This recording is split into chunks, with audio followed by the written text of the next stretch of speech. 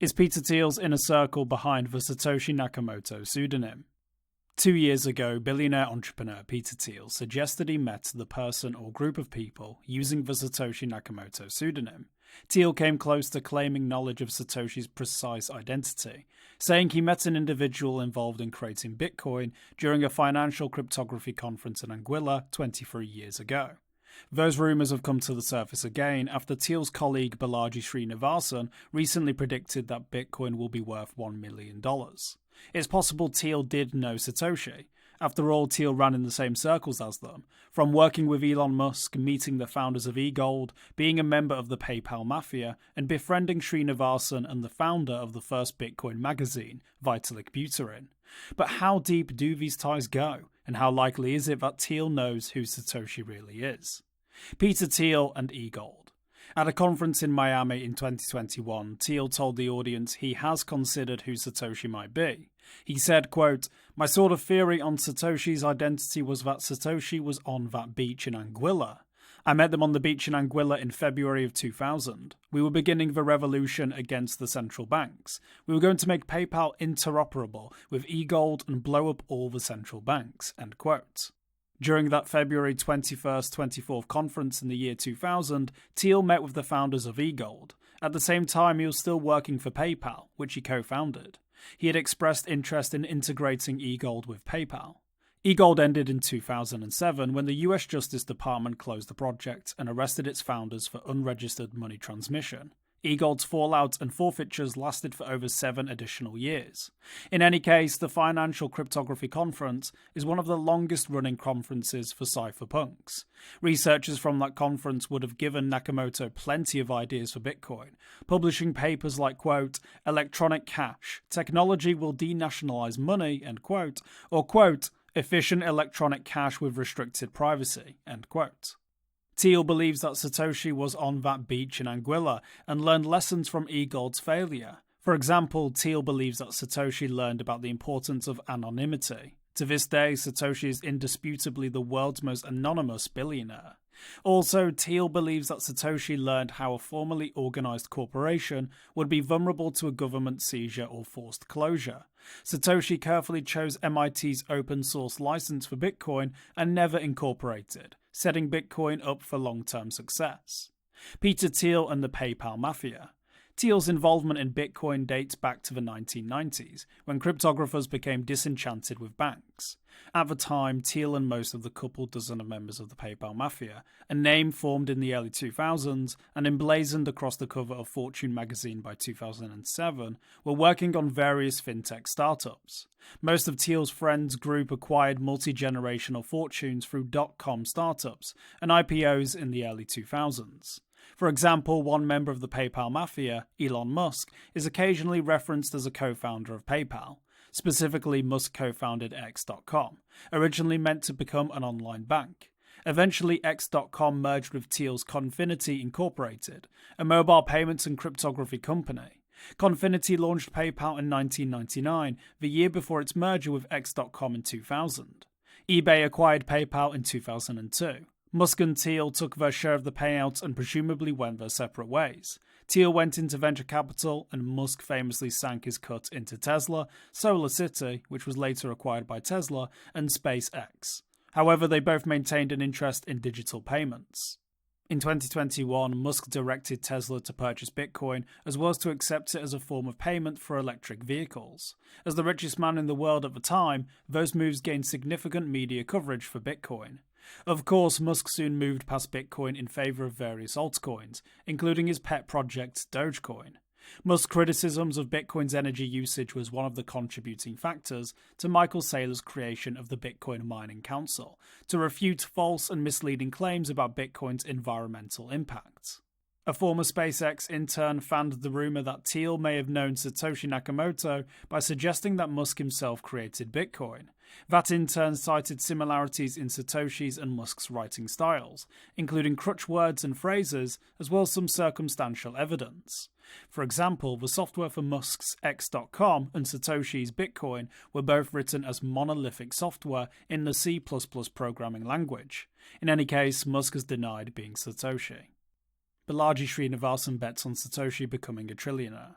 Balaji Srinivasan, although not technically a member of the PayPal mafia, is friends with many of its members.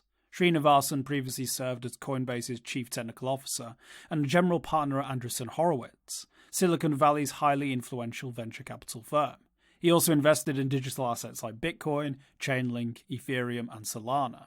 Most recently, Srinivasan is back in the news for making a large bet that the price of one Bitcoin could soar to $1 million. Although seemingly outrageous, many people have taken his predictions seriously out of respect for his prescient warnings about COVID-19 as early as January 2020. Srinivasan is certainly not the first person to make a bold prediction about Bitcoin's price. John McAfee famously thought it could go to $500,000 by 2020, and James Altucher called for $1 million that same year. Both lost these bets. Granted, Srinivasan's prediction has more to do with the US dollar hyperinflating than Bitcoin rallying in isolation. He also chose a round number for easy media coverage. Satoshi famously mined approximately 1 million Bitcoin. If the price of one Bitcoin were to go to $1 million, Satoshi would become the world's first trillionaire. That assumes, of course, that Satoshi is a single person. Srinivasan's bet is likely just another publicity stunt, but some wonder if he knows something the rest of us don't. Balaji Srinivasan and Peter Thiel. Srinivasan cited Peter Thiel as a long-time investor with similar interests. The Thiel Fellowship awarded a $100,000 grant to Ethereum's Vitalik Buterin in 2014, a move defended by Srinivasan in a 2022 tweet. Buterin was the founder of the first and most popular printed magazine about Bitcoin, the aptly named Bitcoin Magazine. Today, the magazine is owned and operated by Bitcoin Incorporated. Srinivasan extolled Buterin as one of the several individuals who could succeed without a college degree. Quote, "It's complicated," Srinivasan said, when asked about Thiel's interest in buying a controlling interest in the companies he invests in. Quote, "He wants to turn the ship around," end quote. Srinivasan seemed to believe that Thiel admired the America of decades ago, when it was still capable of doing big things like putting men on the moon. The problem? The last men left the moon in December 1972, and no one has been back since. Many of Thiel's inner circle are working on space travel companies, including Musk. The failure of US astronauts to return to the moon and press on to even more distant worlds like Mars, in Thiel's view, could symbolize America's inability to boldly tackle big, quote, "not because it is easy, but because it is hard," projects. Srinivasan is taking an extremely negative bet on the resilience of the US dollar, and by proxy, its government and economy. He has begrudgingly allowed that the US could right its course.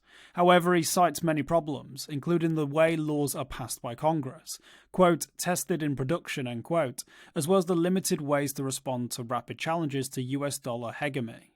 Beyond their disdain for the US banking system, Srinivasan and Thiel could have bonded over mutual interests like seasteading. Srinivasan discusses seasteading in a chapter of a book he authored, The Network State. Thiel provided $1.7 million in funding for the Seasteading Institute, but has subsequently admitted that creating a financially and ecologically sustainable seastead is, quote, "not quite feasible," end quote. Another thing the duo seem to agree on, the Bitcoin community needs a place where it can thrive. Crackdowns on Bitcoin force participants to stop contributing or hop to other countries. As China's on-again, off-again relationship with digital assets indicates, Bitcoin mining security still largely depends on governments' willingness to tolerate it. According to Srinivasan and Thiel's reasoning, most of this issue could be solved if Bitcoin had a sovereign nation behind it, and that nation might not be El Salvador. Thiel might have tempered his enthusiasm for seasteading, but that doesn't mean he gave up on the idea of a community evolving into a sovereign nation of like-minded individuals. As Thiel told Business Insider, quote, "A key concept to start a new country is to go cloud first, land last, but not land never, by starting with an online community and then materializing it into the physical world," end quote. BitsNation and various other projects have attempted to form virtual nations recognized by the United Nations. All have failed. At this point, Thiel likely understands that a sovereign nation will not persist without territory in the physical world. Peter Thiel and the banking system. Bitcoin is an entirely new financial system that many hope could one day displace or even supplant the traditional banking system. Indeed, Satoshi Nakamoto considered the financial industry's problems the primary reason for creating a peer-to-peer payment protocol that bypasses trusted intermediaries altogether. Satoshi inscribed a news headline about Great Recession bank bailouts into Bitcoin's Genesis block. Quote, "The Times, the 3rd January 2009, Chancellor on brink of second bailout for banks," end quote. History tends to repeat. This year's government bailout of Silicon Valley Bank, Credit Suisse, Signature Bank, and others vary from 2009 only in minor details. Unsurprisingly, early Bitcoin community members like the PayPal Mafia were quick to sidestep this year's bank run. Thiel's founders' funds prophetically moved billions of dollars out of Silicon Valley Bank just days before its calamitous bank run, right before the Federal Deposit Insurance Corporation's coordinated bailout alongside the US Treasury and Federal Reserve. Founders' funds executives and their portfolio companies wired out funds to safety. Then, after they had expressed concern about the venture capital-friendly bank, other companies rushed to submit withdrawal requests. Eventually, the bank ran out of cash. As the nation's second largest bank failure, the government considered Silicon Valley Bank systemically important and bailed out depositors, making everyone whole as a one-time courtesy. Unofficially, rumours swirled that Founders Fund deliberately worsened Silicon Valley Bank's dire situation due to a secret grudge with the bank. Thiel denied he had anything against Silicon Valley Bank's bank run and reiterated that he kept $50 million of his personal fortune in the bank. Perhaps that was wholehearted, perhaps it was his alibi. That $50 million vote of confidence in the bank's ability to stay solvent, large when considering that the Federal Deposit Insurance Corporation caps deposit insurance at $250,000 per bank account, could have avoided deeper inquiries into his banking relationships. Does Peter Thiel know Satoshi Nakamoto? Thiel might have known Satoshi Nakamoto, or at least participated in the same social circles as Satoshi since co-founding PayPal. Thiel worked with Elon Musk, met the founders of eGold, is a member of the PayPal Mafia, and befriended Balaji Srinivasan, and the founder of the first Bitcoin magazine, Vitalik Buterin. Some discredit Thiel's claims altogether, others point to reports that Thiel sold his Bitcoin. Whether or not he still owns much Bitcoin nowadays, he certainly was part of the early financial cryptography community. He also continues to criticize banks. At the 2022 Bitcoin Miami conference, while lambasting the banking system, he very publicly ripped up $100 bills while describing his distrust in the US dollar. During Thiel's highly critical riff against legacy finance, he called Warren Buffett part of the, quote, finance gerontocracy, end quote. Buffett, who refuses to invest in Bitcoin, has a history of bailing out big banks. For more informed news, follow us on Twitter, Instagram, and Google News, or subscribe to our YouTube channel.